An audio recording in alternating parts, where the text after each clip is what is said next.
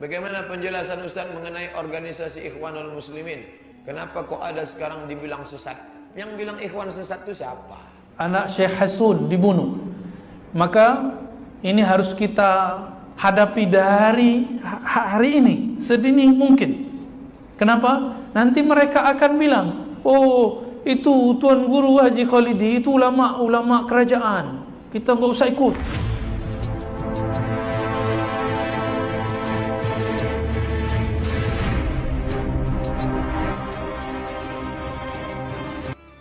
Bagaimana penjelasan Ustaz mengenai organisasi Ikhwanul Muslimin?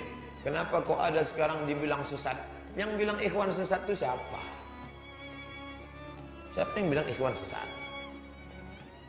Ikhwan Muslimin didirikan oleh Imam Syahid Hasan Al-Banna. Hasan Al-Banna seorang guru kaligrafi di Mesir, lalu kemudian dia mendirikan organisasi ini ingin supaya berpolitik secara Islam. Akhirnya Ikhwan Muslimin menjadi partai dan dia besar sekali, lalu rezim yang berkuasa di Mesir benci, maka kemudian partai ini dihabisi. Saya sering dengar ceramah Ustadz tentang Ikhwanul Muslimin. Yang saya tanyakan, partai Ikhwanul Muslimin di Indonesia ini partai apa? PKS yang mengatakan berafiliasi, mengambil buku-buku dari Sayyid Qutb, mengambil buku-buku dari Hasan Al-Banna, memakai metode-metode halakoh likoh yang dibuat oleh Imam Syahid Hasan Al-Banna. Prinsip besarnya memperjuangkan Islam lewat partai politik. Ikhwanul Muslimin atau Ikhwanul Muslimun, mereka didirikan oleh seorang syekh bernama Al-Hasan Al-Banna, ya. Syekh Hasan Al-Banna dulu dapat ijazah Thariqat Hasafiyah Furu', cawangan dari Thariqat Syadiliyah atau Syaduliyah kata orang Mesir. Namun sayang, saya dapat kabar terbaru dari beberapa kawan saya, ijazah dia dicabut oleh gurunya Syekh Abdul Wahab Asy-Syadzili Al-Yahsubi. Dicabut. Itu ijazahnya sekarang yang dipakai untuk zikir maksurat pagi sore. Itu sudah dicabut ijazahnya. Ini kabar tidak gembiranya. Kenapa? Gurunya punya firasat. Nabi SAW bersabda, ittaqu firasatal mu'min, hati-hati firasat guru orang-orang beriman. Kenapa? Fa innahu yanzur binurillah. Karena dia melihat bukan dengan mata ini, tapi dia melihat dengan cahaya Allah Ta'ala. Hadis ini sahih. Lalu gurunya bilang, udah hentikan. Ternyata dulu dia punya jam'iyah, suatu lembaga namanya Jam'iyah Syabab Hasafiyah.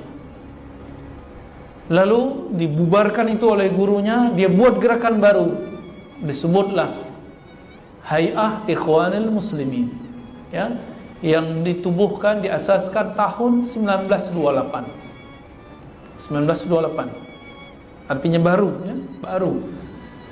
Syekh Hasan Al-Banna karena dia orang karismatik, punya akhlak yang bagus, meskipun sudah ditahzir oleh gurunya, dia berpikir dia berbeda dengan gurunya. Apa katanya? Saya punya pemikiran lain. Maka dia teruskan pergerakannya, dia buat liqa-liqa, halaqah-halaqah, mabit dan zikir pagi sore.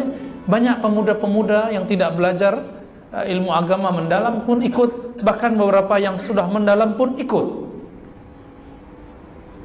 Akhirnya muncullah gerakan Ikhwan Muslimin. Hanya dalam waktu setahun mulai ada cawangannya 300 furu' di Mesir dalam setahun. Jadi tahun 1929 dan 30 mereka sudah menyebar di semua wilayah di Mesir. Tapi gurunya bilang, ini bahaya, kamu bahaya, kamu mencelakakan dirimu sendiri. Ternyata benar. Di tahun 40-an Syekh Hasan Al-Banna syahid. Di depan markaz dakwahnya dia ditembak mati oleh orang tidak dikenal. Mati. Benarlah kata gurunya, kamu jangan lakukan itu. Jadi gurunya bukan benci dia, tapi gurunya sayang dia. Maka berlanjutlah itu sampai hari ini. Dulu ulama-ulama kita di Al-Azhar, tentu Tuan Guru Haji Khalidi lebih faham dari saya, mereka tidak soalkan itu, tidak masalahkan itu. Tapi lama-lama muncul kisruh. Contohnya dulu ada ulama besar seperti Syekh Yusuf Al-Qaradawi, itu tamatan Al-Azhar. Tamatan Azhar termasuk hay'ah kibar. Jadi dulu kalau ada persatuan ulama paling tinggi di dunia itu adalah hay'ah kibar, paling alim yang saya tahu. Langsung dipimpin oleh Syekhul Azhar. Syekhul Azhar beda dengan pengetua sekolah tinggi, beda dengan universitas, beda. Syekhul Azhar di atas rektor, di atas direktur. Dia mirip-mirip perdana menteri lah, ya, atau wakil presiden kalau di Indonesia. Tapi mereka zuhud, mereka tidak takut kecuali kepada Allah Ta'ala. Akhirnya dengan musyawarah mereka dan ittifaq mereka kemudian mengatakan ini ikhwan muslimin mulai berbahaya. Mereka hendak menguasai negara dan ingin mempolitisasi Al-Azhar.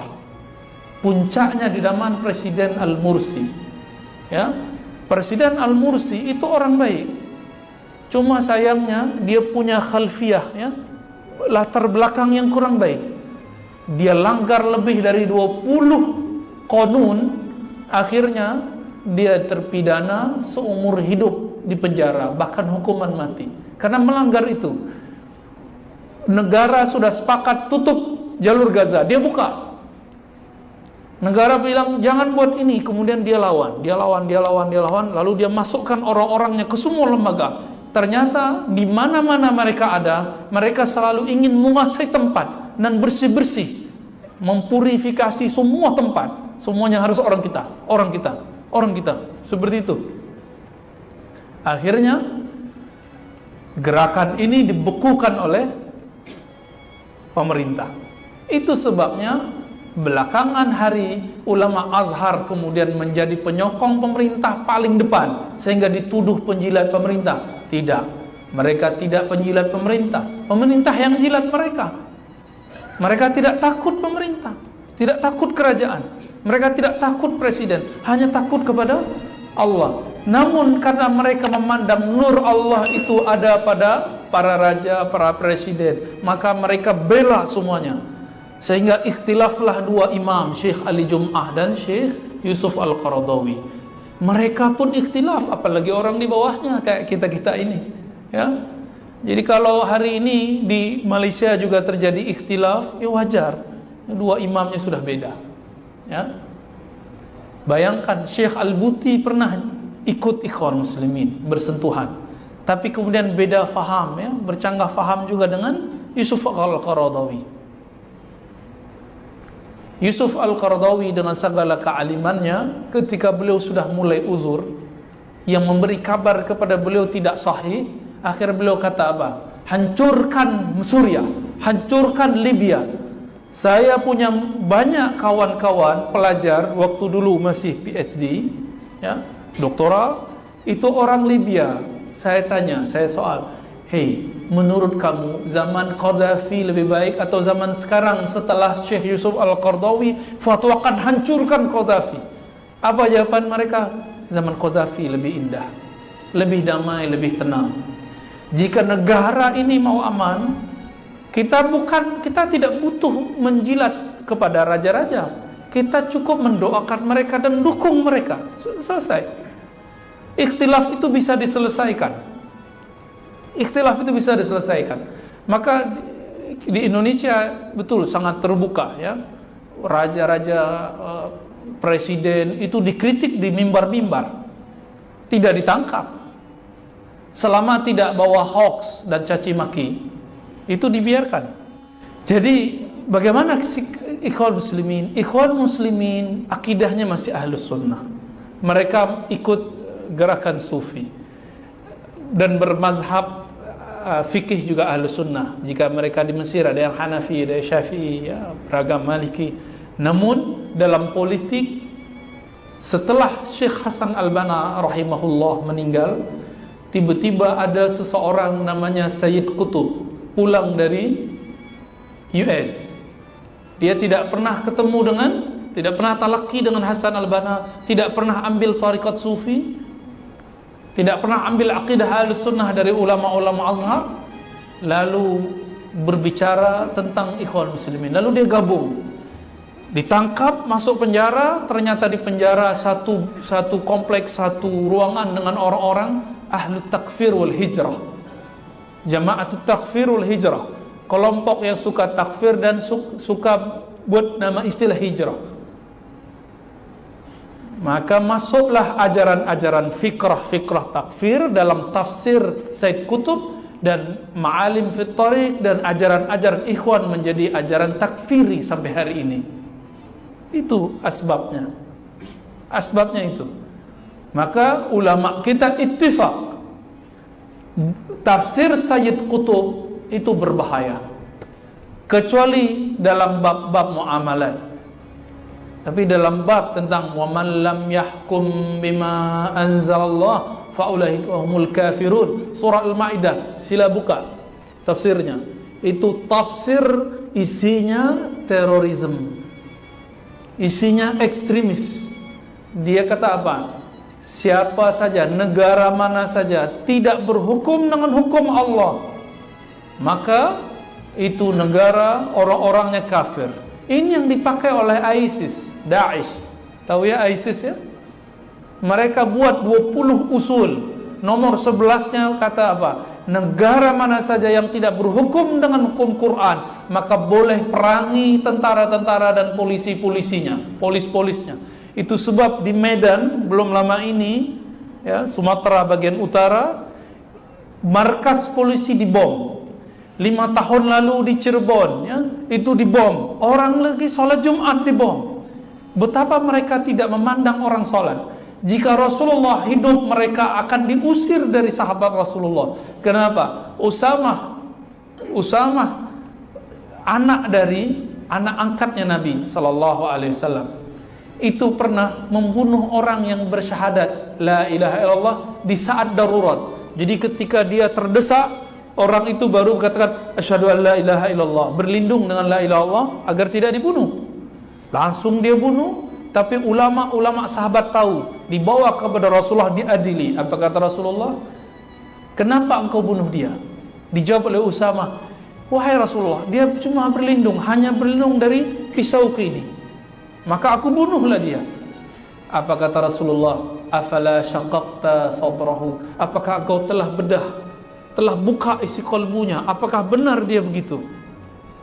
Nah, mereka dengan ajaran-ajarannya hari ini kemudian membunuh ulama-ulama kita. Syekh Al-Buti dibunuh, anak Syekh Hasun dibunuh. Maka ini harus kita hadapi dari hari ini, sedini mungkin. Kenapa? Nanti mereka akan bilang, oh itu Tuan Guru Haji Khalidi, itu ulama-ulama kerajaan, kita nggak usah ikut, kita punya ulama sendiri. Itu cara-caranya, ya. Mereka nanti pisahkan umat dari ulamanya. Oh itu pro kerajaan, tidak boleh, ya. Kita harus bangun negara baru. Allahu Akbar. Kurang Islami apa negeri ini? Ya. Kurang Islami apa, Pak? Bapak silakan siru fil ard, pergi ke Jerman, ya, Prancis, ya, ke mana-mana. Susah di sana, ya. Bahkan di Saudi buat majelis begini mana dapat izin dari pemerintah, dari kerajaan? Tidak dapat. Maka guru kita di salah satu pergerakan di Indonesia, Habib Rizik, pindah ke Saudi, tak bisa buat majelis. Ya, tak bisa buat majelis, Pak. Ya, buat majelis nanti datang polis. Jadi negeri kita telah diberkahi oleh Allah Ta'ala. Ini yang harus disyukuri, ya. Fashkuruni ashkurkum, kita syukuri. Jadi kesimpulan, ikhwanul muslimin jika dia kembali ke manhaj Hasan al-Banna, kita masih bisa tasamuh, kita hargai. Tapi jika telah mengikuti Said Qutb, kita sebut qutbiyah, maka kita harus tahzir, kita waspadai, awas, kelompok ini berbahaya, ya. Nah, kita lihat dia ikut yang siapa, gitu, ya.